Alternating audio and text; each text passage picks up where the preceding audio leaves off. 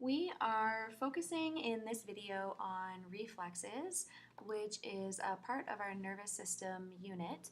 And we're going to start off with a quick recap of what we've covered so far. So we know that the nervous system has two main subdivisions: the central nervous system, which are the neurons that compose the brain and the spinal cord. And then the other subdivision is the peripheral nervous system, which are all of the other neurons in the body other than those that make up the central nervous system.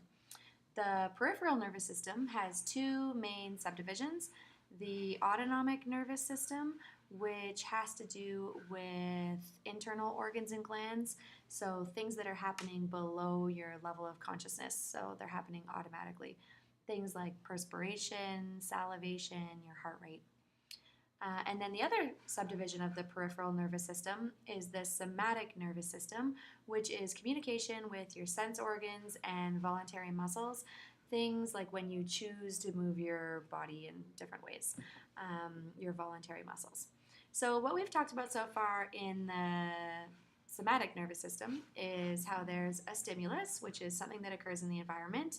Your receptor cells pick up what that stimulus is and send the message along a sensory neuron to the central nervous system, which is your brain, and your spinal cord, which is made up of interneurons.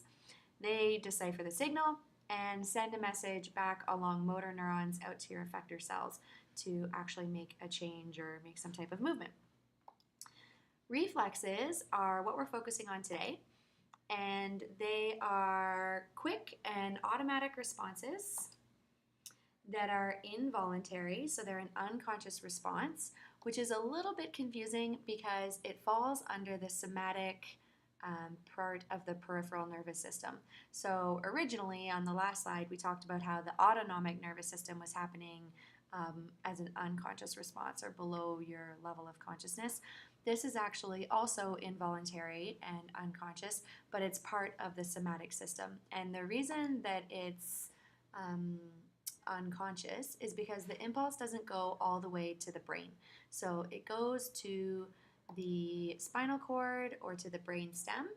Doesn't quite go to the brain and get interpreted. It just stops there and then turns around and goes back to the motor nerve. So your brain actually becomes aware of the reflex after it has occurred, like very, very quickly after.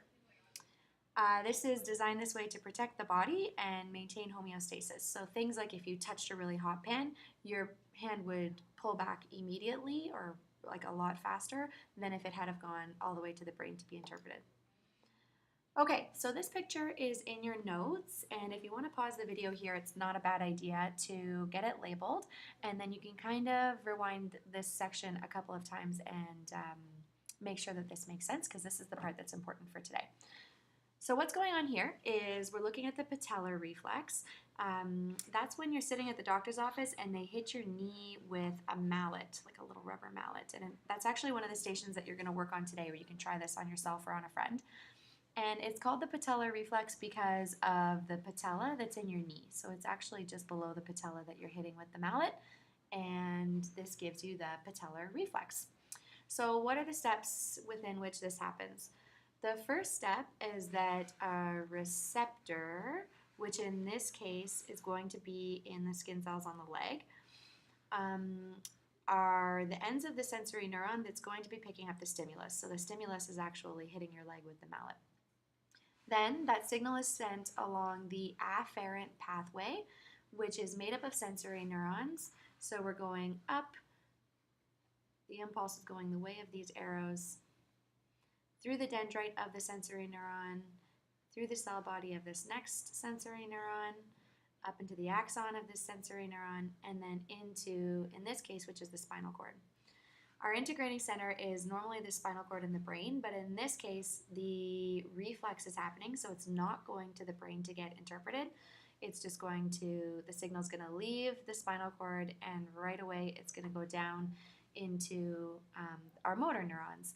And the motor neuron sends the signal back, all the way back to our knee, and then we actually have it hit the effector, which in this case is our quadriceps, and that causes your leg to kick out.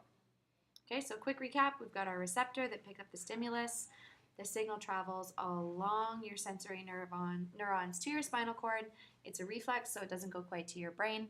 And then the message is sent back along motor neurons to the effector, which kicks up your leg and makes it move. What are a couple of examples of reflexes? Sneezing, gagging, salivating, and the patellar reflex, the one we just went over. And you're going to see a couple of more examples in the stations today. What is an example of something that's not a reflex? Just because it happens quickly doesn't mean it's a reflex. So in this example, if you're catching a ball quickly, it's a habit, not a reflex. It's something that has been learned and you've trained your body to do it. So it's not actually an automatic response that's not going to the brain. So we may learn to perform them quickly, but they're not the exact same thing as reflexes. Okay, so what are you up to today? You need to get into groups of 2 to 4 people, choose a station to start at, and watch the video or perform the demonstration at that station. On your worksheet, there'll be a couple of questions. You can write down your answers on that sheet. And when you are ready, you can rotate to any of the other stations. They're not in a particular order. You can start anywhere you want and go in any order you like. Please make sure that you hand in both your note-taking frame and the answers to your questions when you finish up today. Thanks.